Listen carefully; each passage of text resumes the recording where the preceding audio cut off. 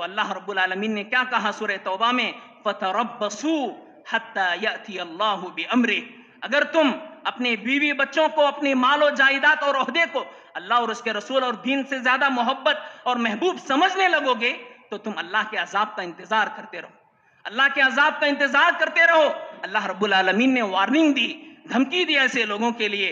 میرے محترم حاضرین، میں ایک بات یہ بھی بتا دینا چاہتا ہوں، غور طلب بات یہ ہے کہ اللہ سے محبت کرنا، اللہ سے محبت کرنے کا دعویٰ ہر کوئی کر سکتا ہے، ہر کوئی کرتا ہے کہ میں اللہ رب العالمین سے محبت کرتا ہوں، لیکن کمال یہ نہیں ہے، بہت بڑی بات یہ نہیں ہے کہ ہم اللہ رب العالمین سے محبت کرتے ہیں، لیکن اصل کمال یہ ہے، اصل پتے کی بات یہ ہے کہ اللہ رب العالمین ہم سے محبت کرنے لگے، اللہ رب العالمین ہم کو اپنا چہیتا بنا لے، یہ اصل کمال ہے۔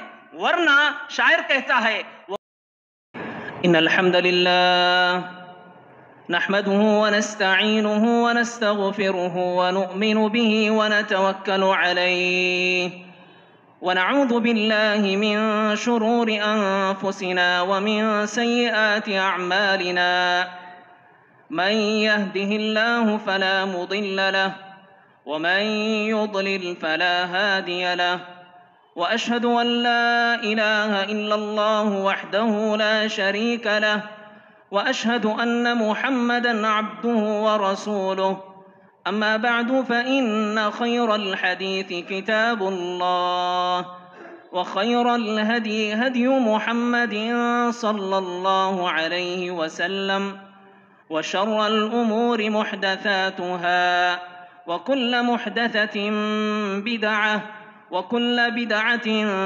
ضلالة وكل ضلالة في النار أعوذ بالله من الشيطان الرجيم يا أيها الذين آمنوا اتقوا الله حق تقاته ولا تموتن إلا وأنتم مسلمون يا أيها الناس اتقوا ربكم الذي خلقكم من نفس واحدة وخلق منها زوجها وبث منهما رجالا كثيرا ونساء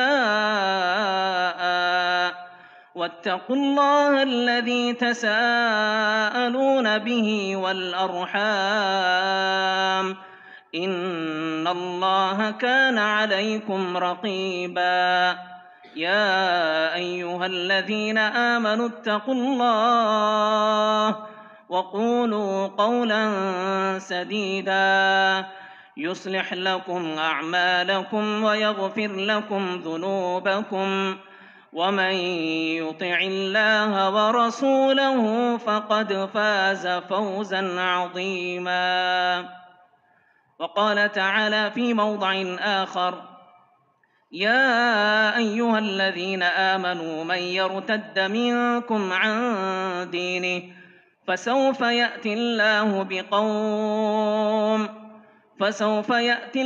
بقوم يحبونهم ويحبونه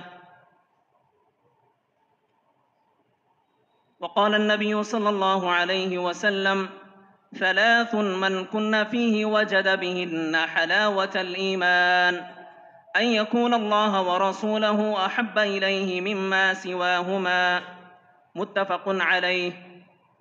محترم بزرگان جماعت، نوجوانان اسلام، پردہ نشین خواتین اور پیارے بچوں، تمام قسم کی تعریفیں، حمد و ثنا اللہ رب العالمین کے لیے لائق و زیبا ہے۔ درود و سلام ہو تمام انبیاء علیہم السلام پر، خصوصاً میرے اور آپ کے پیارے نبی جناب محمد الرسول اللہ صلی اللہ علیہ وسلم پر۔ محترم حاضرین، خطبہ مسنونہ کے بعد میں نے آپ لوگوں کے سامنے سورہ مائدہ کی ایک آیت کا ابتدائی حصہ پڑھ کر سنایا، اور اسی طرح سے بخاری اور مسلم کی ایک حدیث کا حصہ اور ٹکڑا میں نے پڑھا۔ ان دونوں آیات اور حدیث کی روشنی میں میں آپ لوگوں کے سامنے آج کے اس خطبہ جمعہ میں محبت الہی اور اس کے اسباب اور اس کے تقاضے کیا ہیں اس کو بیان کرنے کی کوشش کروں گا۔ میرے محترم حاضرین، محبت الہی یہ عبادت الہی کی بنیاد اور اساس ہے۔ کوئی بھی عبادت اس وقت تک اللہ رب العالمین کے پاس قابل قبول نہیں ہوگی، اللہ رب العالمین کوئی بھی عبادت کو قبول کر کے اس کا اجر و ثواب اس وقت تک نہیں دے گا جب تک کہ اس عبادت کے اندر محبت الہی نہ پائی جائے۔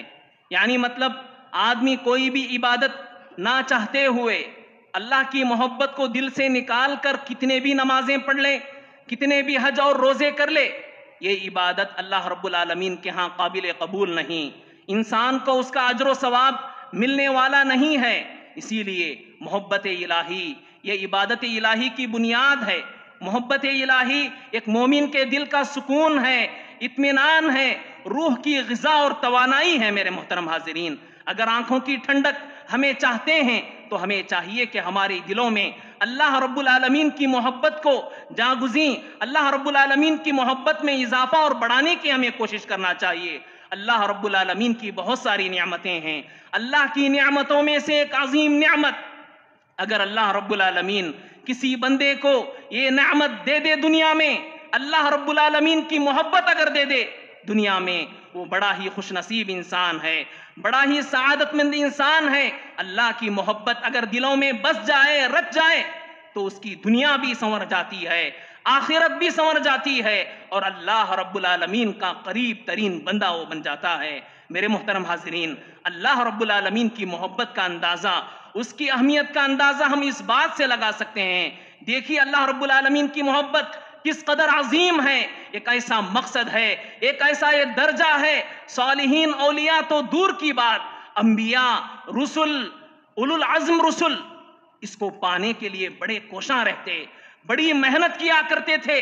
ابو الانبیاء حضرت ابراہیم علیہ السلام اللہ رب العالمین کی محبت کو پانے کے لیے، اللہ کو خوش کرنے کے لیے، اللہ کی رضامندی حاصل کرنے کے لیے انہوں نے سب کچھ قربان کرنے کے لیے تیار ہو گئے۔ آگ میں کود پڑنا انہوں نے گوارا کیا، اپنے دودھ پیتے معصوم بچے کو ذبح کرنے کے لیے تیار ہو گئے۔ نہ صرف تیار ہوئے بلکہ اپنے معصوم بچے کی گردن پر آپ نے چھری تک رکھ دی، لیکن اللہ رب العالمین کو ان کی ادا اس قدر پسند آئی کہ اللہ رب العالمین نے انہیں اس سے منع کیا، اور اس کے بدلے ایک بہت بڑی عظیم قربانی قیامت تک کے لیے جاری اور ساری کر دیا۔ یہ تھے ابو الانبیاء، اللہ کو راضی کرنے کے لیے، اللہ کی محبت پانے کے لیے آپ نے ہر ایک کو، ہر قربانی کو، ہر چیز کو قربان کرنے کے لیے وہ تیار ہو گئے۔ خود پیارے نبی سید المرسلین آپ صلی اللہ علیہ وسلم کے بارے میں آتا ہے احادیث میں، آپ صلی اللہ علیہ وسلم کس قدر اللہ کی محبت پانے کی تڑپ آپ کے اندر تھی، کیا جذبہ پیارے نبی صلی اللہ علیہ وسلم کے اندر تھا۔ دیکھیے آپ صلی اللہ علیہ وسلم کی اس دعا سے ہم اندازہ لگا سکتے ہیں۔ اللہ کے نبی ہمیشہ یہ دعا کرتے، اللہم انی اسألک حبک وحب من یحبک وحب عمل یقربنی الی حبک۔ اے اللہ میں تجھ سے تیری محبت چاہتا ہوں، تو خوش ہو جائے، تیری محبت مجھے مل جائے، میری دنیا میں یہ خواہش ہے، میری یہ دعا ہے، اللہ تو قبول فرما۔ اے اللہ تیری محبت مجھے چاہیے، ان لوگوں کی محبت مجھے چاہیے جن سے تو خوش ہے، جن سے تو محبت کرتا ہے، وہ لوگ بھی مجھ سے محبت کرنے لگیں، یہ میری خواہش ہے، یہ میری دعا اور درخواست ہے۔ اللہ کی بارگاہ میں دعا کرتے تھے، وحب عمل یقربنی الی حبک۔ اے اللہ مجھے ایسے کام کرنے کی توفیق دے، ایسے اعمال اور ایسے نیکیاں کرنے کی توفیق دے جس نیکی کو کرنے سے، جس عمل کو کرنے سے تو راضی ہو جائے، تیری محبت مجھے مل جائے۔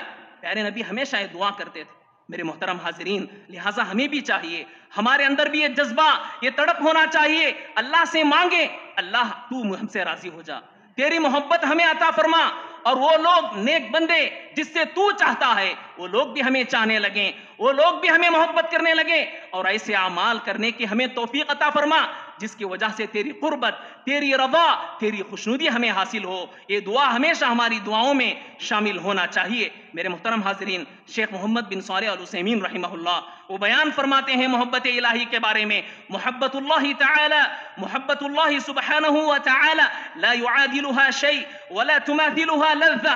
اللہ رب العالمین کی محبت اس قدر عظیم ہے، اس قدر قیمتی ہے، لا يعادلها شيء، اللہ کی محبت کا کوئی مقابلہ نہیں کر سکتا. دنیا کی کوئی چیز اس کے مقابلے میں اس کی بولی نہیں لگا جا سکتی. اللہ کی محبت اس قدر عظیم ہے, اس قدر قیمتی ہے. وَلَا تُمَاثِلُهَا لَذَّةٌ, دنیا میں بہت ساری لذتیں ہیں, دنیا میں انسان بہت ساری چیزوں سے مزہ لیتا ہے, لیکن اللہ کی محبت میں جو مزہ ہے, اللہ کی محبت میں جو مٹھاس ہے, وہ مٹھاس دنیا کے کسی چیز میں نہیں آئے گی. نہ کسی میٹھے میں ہے, نہ کسی پھول میں ہے, نہ کسی شیریں میں ہے. اللہ رب العالمین کی محبت میں وہ مزہ ایک مومن بندے کو ملتی ہے جس کا مقابلہ کسی چیز کو دیکھ کر ہم حاصل نہیں کر سکتے. میرے محترم حاضرین, اللہ کی محبت یہ ایمان کا تقاضا ہے. جس آدمی کے اندر اللہ کی محبت نہ ہو وہ مومن نہیں ہے. میرے محترم حاضرین, جب تک آدمی اللہ تعالیٰ کی محبت اپنی جان سے, اپنی مال سے زیادہ اپنے اندر نہیں بساتا, نہیں رکھتا, تب تک وہ کامل مومن نہیں, وہ کامل موحد نہیں. اسی لیے کلمہ توحید کے جہاں پر تقریباً 7 یا 8 شروط بتائے گئے, العلم, القبول, الیقین, الاخلاص, الانقیاد, یہ کلمے کی شرطیں ہیں جس کے بغیر آدمی ایک کامل مومن نہیں ہو سکتا. العلم کے معنی کیا ہے؟ وقت نہیں ہے, مختصر انداز میں اس شرط کو سمجھانے کے لیے ایک شرط بتانا چاہتا ہوں. العلم کلمہ توحید کی ایک شرط ہے. کلمہ توحید کے بارے میں مکمل علم ہونا.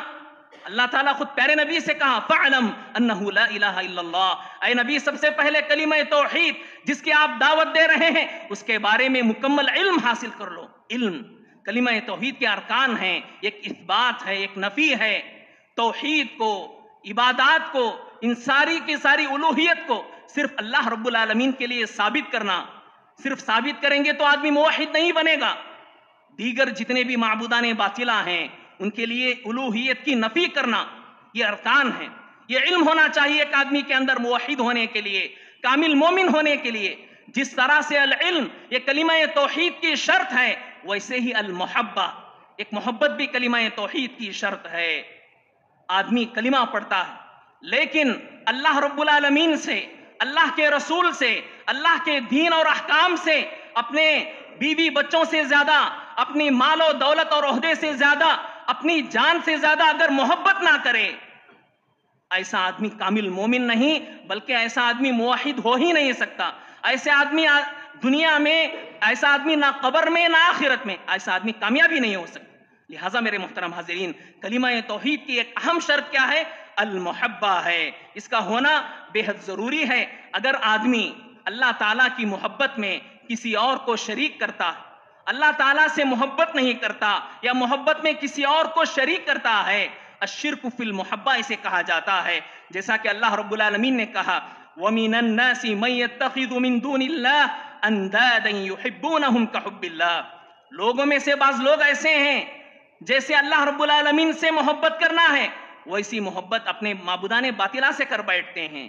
یہ لوگ مسلمان نہیں ہیں, یہ لوگ موحد نہیں ہیں, بلکہ یہ لوگ مشرک ہیں, یہ لوگ جہنمی ہیں. دیکھیے میرے محترم حاضرین, اسی لیے جب مشرکوں کو قیامت کے دن جہنم میں ڈالا جائے گا, جب مشرکوں کو قیامت کے دن جہنم میں ڈالا جائے گا تو یہ مشرکین جہنم میں اپنے معبودان باطلہ سے مخاطب ہو کر کہیں گے, کیا کہیں گے؟ اللہ تعالیٰ کہتا ہے تَاللَّهِ إِن كُنَّا لَفِي ضَلَالٍ مُبِينٍ. مشرک جہنم میں کہیں گے اپنے معبودان باطلہ کو دیکھ کر, مورتیوں کو, وہ جھاڑوں کو اور وہ قبروں کو دیکھ کر کہیں گے, اللہ انہیں دکھائے گا وہاں پہ, تَاللَّهِ إِن كُنَّا لَفِي ضَلَالٍ مُبِينٍ. اللہ کی قسم ہم کھلی گمراہی میں تھے, کھلی گمراہی میں, نقصان میں, خسارے میں تھے, بڑی بیوقوفی میں ہم لوگ تھے. اذ نسویکم برب العالمین, کہ ہم لوگوں نے رب العالمین کے برابر تم لوگوں کو بنا دیا, رب العالمین کے برابر ہم تم لوگوں کو لا کر کھڑا کر دیے, جس کی وجہ سے ہم مشرک بنے. آج ہمیں ہمیشہ کی جہنم میں یہاں پر سزا بھگتنا پڑ رہی ہے, پریشان ہوں گے, افسوس کریں گے. مفسرین اس آیت کی تفسیر میں لکھتے ہیں وَمَعْلُومٌ أَنَّهُمْ مَا سَوَّوْهُمْ سُبْحَانَهُ وَتَعَالَى فِي الْخَلْقِ وَالرِّزْقِ وَالْإِمَاتَةِ وَالْإِحْيَاءِ. یہ مشرکین جو یہ تَاللَّهِ إِن كُنَّا لَفِي ضَلَالٍ مُبِينٍ کہیں گے, معلوم یہی بات ہے کہ قرآن مجید میں بھی آپ اٹھا کر دیکھ سکتے ہیں, یہ کفار مشرکین مکہ اللہ رب العالمین کے برابر انہوں نے معبودان باطلہ کو ہر مسئلے میں نہیں بنایا, ہر مسئلے میں اللہ کے برابر وہ معبودان باطلہ کو نہیں قرار دیتے. انہیں پوچھا جاتا کہ بارش کون نازل کرنے والا, وہ کہتے اللہ ہی بارش کو نازل کرنے والا. کہاں برابر کیے؟ نہیں برابر کیے. بارش کے برسانے والا کون ہے؟ اللہ ہی ہے. موت و حیات کا مالک کون ہے پوچھا جاتا، وہ کہتے اللہ ہی ہے. روزی روٹی دینے والا کون ہے؟ اللہ ہی ہے. پھر مفسرین کہتے ہیں پھر وہ مشرک کیوں قرار دیے گئے؟ یہ مکہ کے یہ لوگ کیوں مشرک قرار دیے؟ حالانکہ اللہ کو خالق، رازق، مالک سب کچھ مانتے تھے، لیکن اس لیے وہ مشرک قرار دیے. انما سووہم بہ فی الحب، اس لیے کہ انہوں نے معبودان باطلہ کو اللہ رب العالمین کے برابر محبت میں قرار دیا. محبت جو کہ ایک عبادت ہے، کلمہ توحید کی شرط ہے، یہ لوگ محبت میں معبودان باطلہ کو قرار دیا، جس کی وجہ سے وہ مشرک کہلائے اور ہمیشہ کی جہنم میں رہیں گے. دیکھیے میرے محترم حاضرین، محمد بن عبد الوہاب جو کہ کتاب التوحید کے مؤلف ہیں، بہت بڑے علامہ ہیں، وہ بیان فرماتے ہیں الاشراک فی المحبہ اصل کل اشراک عملی. وہ کہتے ہیں دنیا میں جس قسم کا بھی شرک پایا جاتا ہے، ہر قسم کی شرک کی اصل جڑ، اصل بنیاد اگر کوئی ہے تو محبت کے اندر شرک ہے. آدمی کسی کی عبادت کیوں کرتا ہے؟ کسی کی سجدہ کیوں کرتا ہے؟ کسی کے سامنے کیوں جھکتا ہے؟ اس لیے کہ اس کے اندر اس کی عقیدت ہوتی ہے، اس کی محبت ہوتی ہے. نفرت کرنے والوں کے سامنے وہ سجدہ نہیں کرتا، محبت کرنے والوں کے سامنے سجدہ وہ کرتا ہے، اس کے سامنے جھکتا ہے، اپنے مناجات یا اپنے ارادے، اپنے جذبات کو اس کے سامنے رکھتا ہے، اپنے محبوب کے سامنے. تو ہر شرک کی جڑ اگر کوئی ہے تو اہل علم کہتے ہیں، مفسرین کہتے ہیں وہ محبت ہے. لہٰذا محبت ہماری سب سے زیادہ ہماری دلوں میں کس کی ہونا چاہیے؟ اللہ رب العالمین کی محبت ہونا چاہیے، اللہ کے رسول کی محبت ہونا چاہیے، دین اور اسلام کی محبت ہونا چاہیے. میرے محترم حاضرین، ایک بات کی وضاحت میں یہاں پہ کر دینا چاہتا ہوں. اہل علم نے محبت کے اقسام بھی بیان کیے. اب تک جو میں نے محبت کی بات کی ہے، یہ محبت عقیدے سے تعلق رکھنے والی محبت ہے، محبت عقدی جسے ہم کہہ سکتے ہیں. اور ایک محبت بھی ہے جس کو فطری محبت کہتے ہیں. طبعی محبت بھی اس کے انسان کے اندر ہوتی ہے، یہ بھی ایک قسم ہے. طبعی محبت، فطری محبت، یہ عقدی محبت کے منافی نہیں ہے، یہ عقدی محبت کے منافی نہیں ہے. چنانچہ آپ حدیث کا جائزہ لیں. پیارے نبی صلی اللہ علیہ وسلم سے ایک مرتبہ صحابی نے پوچھ لیا، اے اللہ کے نبی ہمیں بتائیں من احب الناس الیک، سب سے محبوب آپ کے پاس کون ہے اللہ کے نبی؟ تو پیارے نبی صلی اللہ علیہ وسلم کو جواب کیا ہونا چاہیے؟ یہاں پہ سوال عقدی محبت کا نہیں، عام محبت کا تھا. تو پیارے نبی صلی اللہ علیہ وسلم نے فرمایا عائشہ، سب سے زیادہ میں جسے چاہتا ہوں وہ عائشہ ہے، میری بیوی، زوجہ مطہرہ ہیں، امہات المومنین ہیں. پیارے نبی صلی اللہ علیہ وسلم کا یہ جواب تھا. پھر اس صحابی نے پوچھا کہ من الرجال، اچھا یہ عورتوں میں آپ سب سے زیادہ عائشہ رضی اللہ عنہا کو چاہتے ہیں، محبت کرتے ہیں، مرد حضرات میں آپ سب سے زیادہ کس کو چاہتے ہیں؟ من الرجال ابوہا، آپ صلی اللہ علیہ وسلم کہتے ہیں عائشہ کے باپ سے میں زیادہ چاہتا ہوں، محبت کرتا ہوں.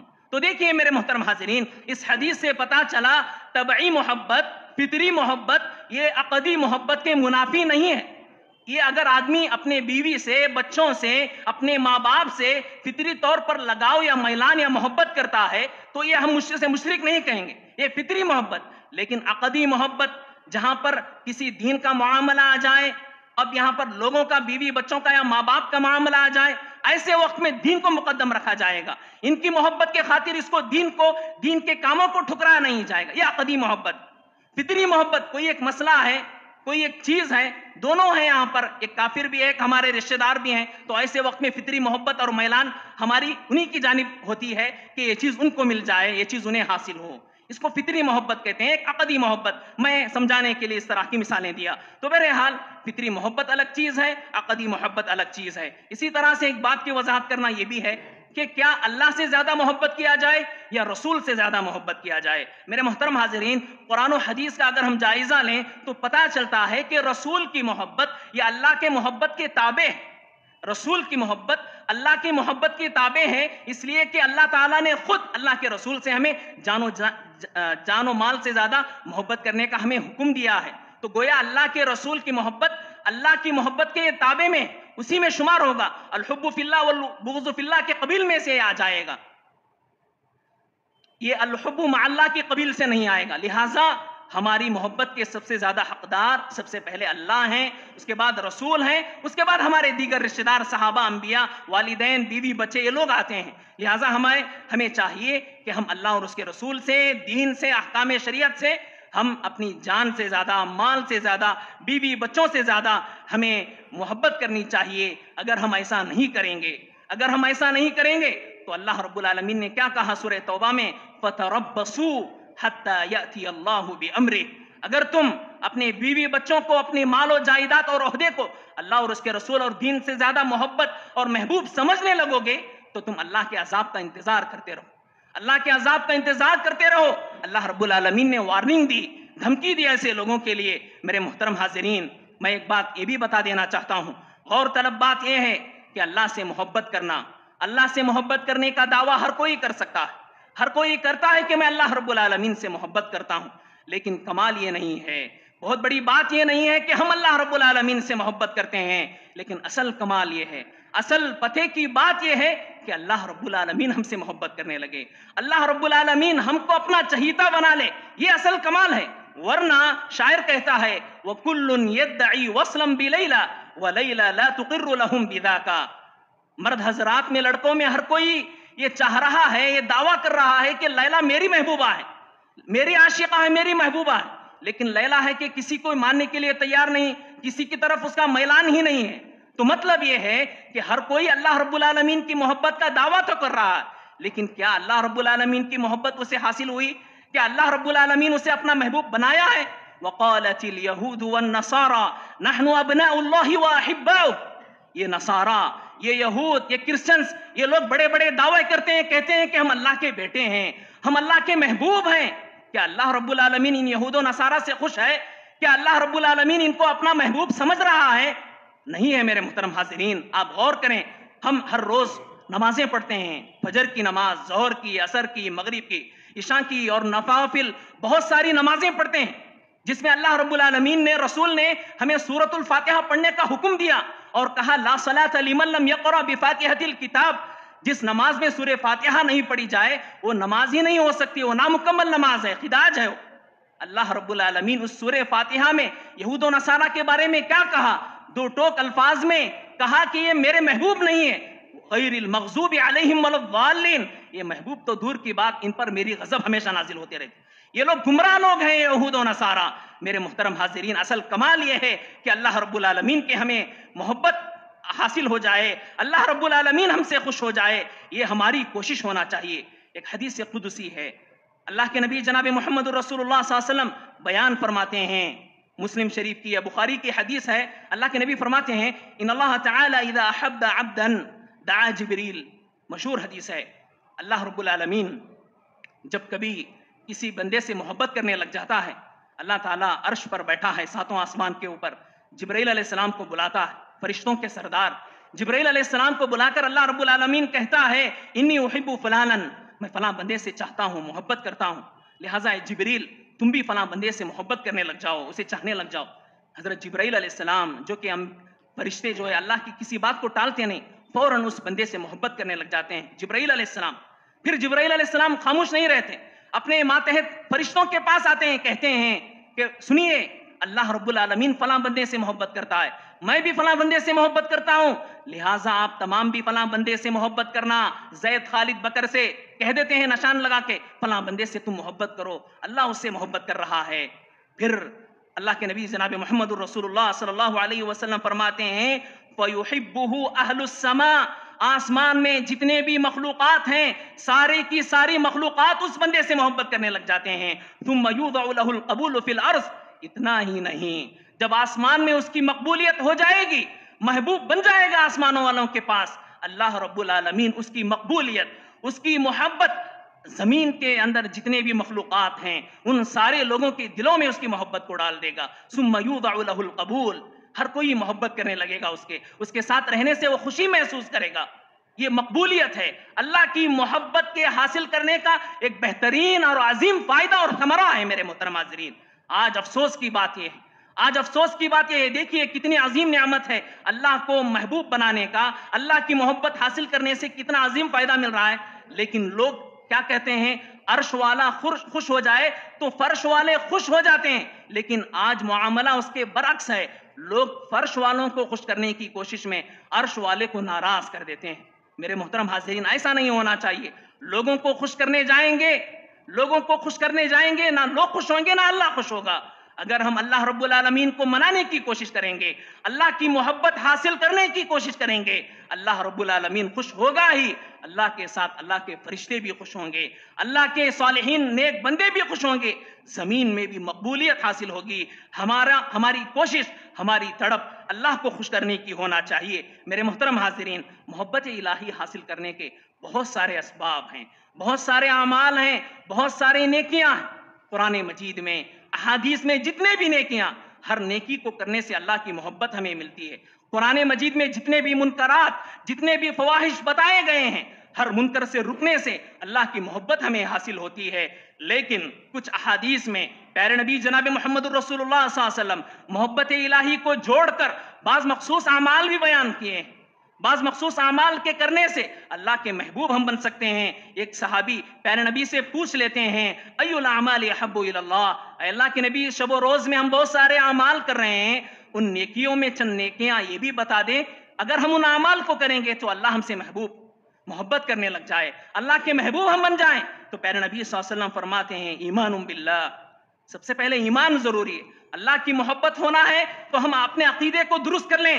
عقیدے کی درستگی کے بغیر آدمی کتنا بھی اچھا بن جائے، وہ اللہ کا محبوب نہیں بن سکتا۔ لوگوں کا محبوب بن سکتا ہے، وقتی طور پر لوگوں کا محبوب بن سکتا ہے، لیکن ہمیشگی کی محبت، مقبولیت، عام مقبولیت دنیا میں اسے حاصل نہیں ہوگی، اور اللہ کا وہ محبوب نہیں بنے گا۔ لہٰذا ہم اپنے عقیدے کو پاک کریں، شرک سے پاک کریں، بدعت و خرافات سے پاک کریں، ریا اور نمو سے پاک کریں گے تو اللہ رب العالمین کے محبوب بندے بنیں گے۔ وصیلۃ الرحم، پھر اللہ کے نبی نے دوسرے نمبر پہ کہا وصیلۃ الرحم، رشتہ داریوں کے حقوق۔ رشتہ دار بہت سارے ہیں، ماں باپ ہیں، بیوی ہیں، بچے ہیں، بھائی ہیں، بہن ہیں، بہت سارے ہیں۔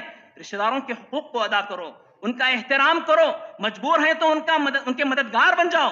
اگر ہم رشتہ داروں کے حقوق بھی ادا کریں گے، اللہ کے محبوب بندے بن جائیں گے۔ ثم الامر بالمعروف والنہی عن المنکر، پھر اللہ کے نبی نے فرمایا بھلائی کا حکم دینے سے، برائی سے روکنے سے، دعوت و اصلاح کا کام اگر ہم کریں گے تو اللہ کے محبوب بندے بنیں گے۔ میرے محترم حاضرین، اللہ کی محبت حاصل کرنے کے اسباب، ذرائع اگر ہم جاننا چاہتے ہیں تو ہم محبت کی تعریف کو پہلے جانیں۔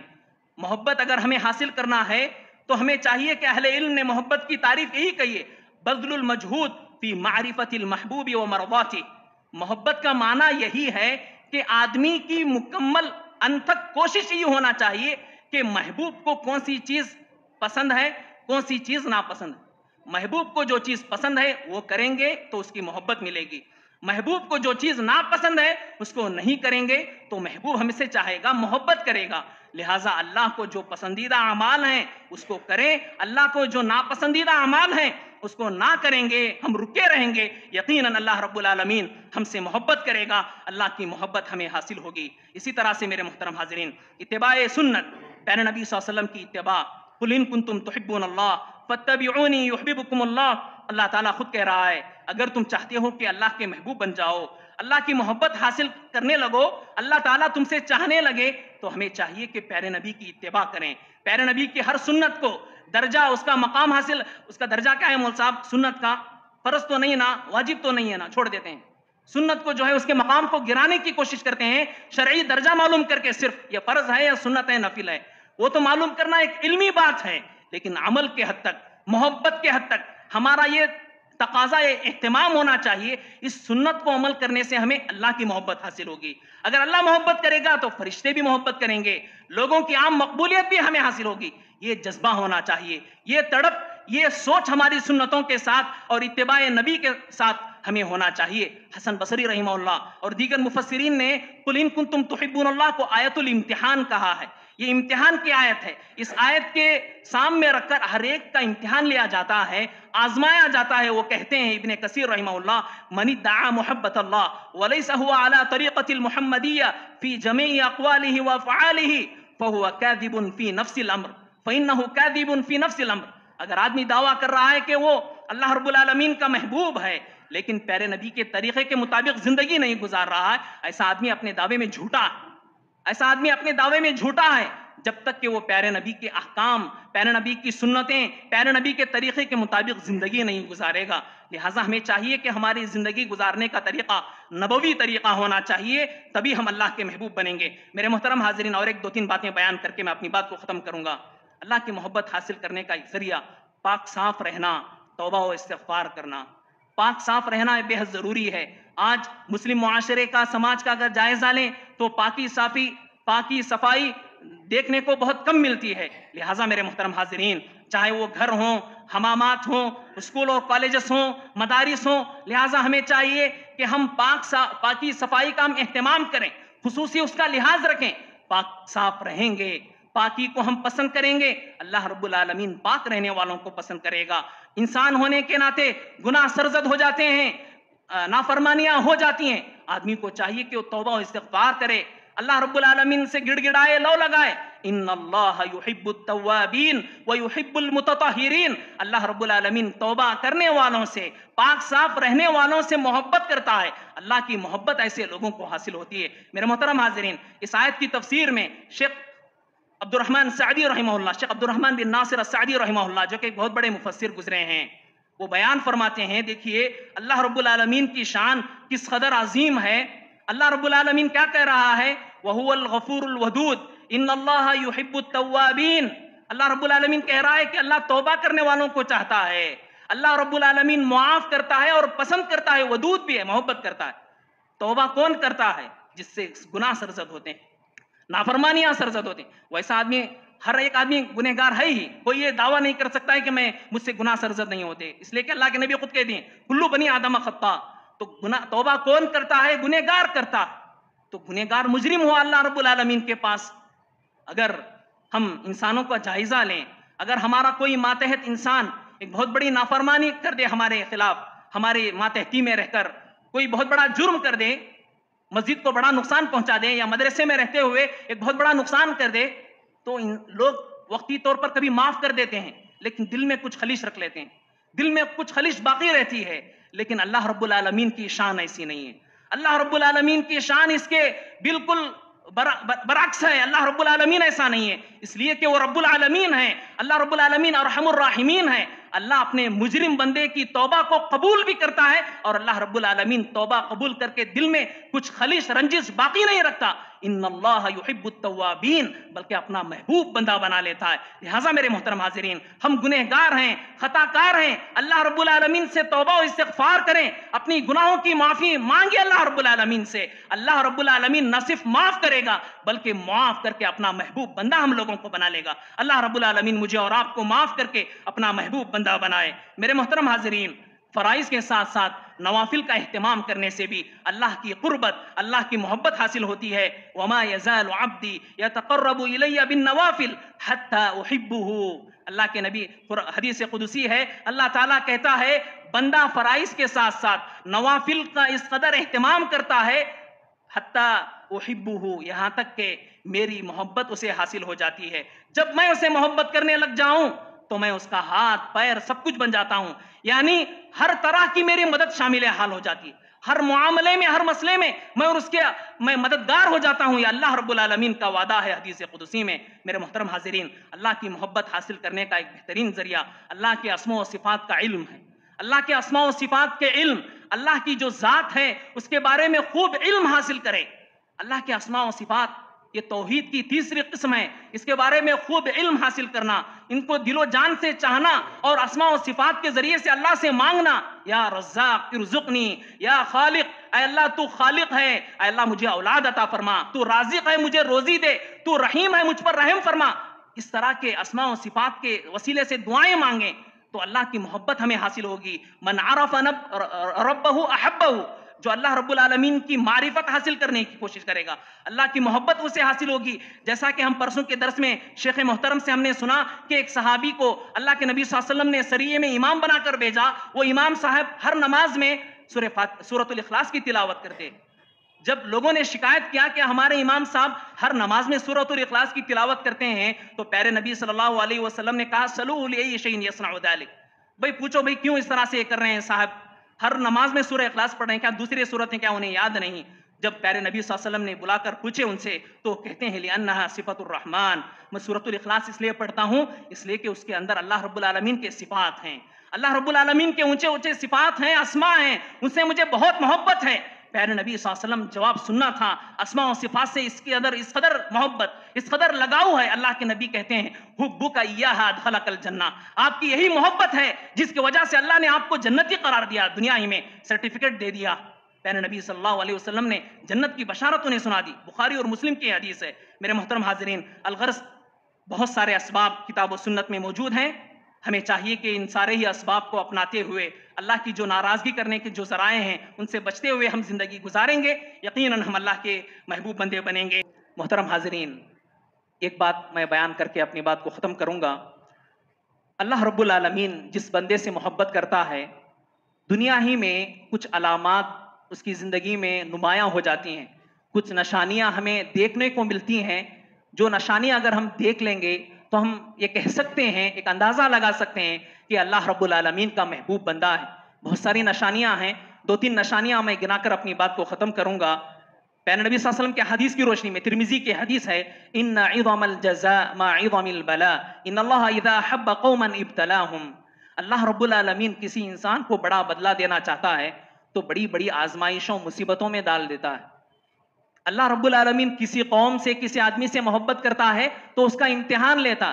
لوگوں کے اندر ایک غلط فہمی پائی جاتی ہے، اگر کوئی آدمی مصیبتوں میں گھرا ہوا ہے، بیماریوں میں گھرا ہوا ہے، لوگ فوراً دھڑیلے سے فیصلہ کر دیتے ہیں کہ وہ تو اللہ رب العالمین کا مبغوض انسان ہوگا، گنہگار ہے، اپنی گناہوں کی سزا پا لے رہا، یا بڑا ہی ایسا آدمی ہے، ویسا آدمی ہے، بلکہ برے تبصرے اس کے بارے میں کرنے لگ جاتے ہیں. حالانکہ ایسی بات نہیں ہو.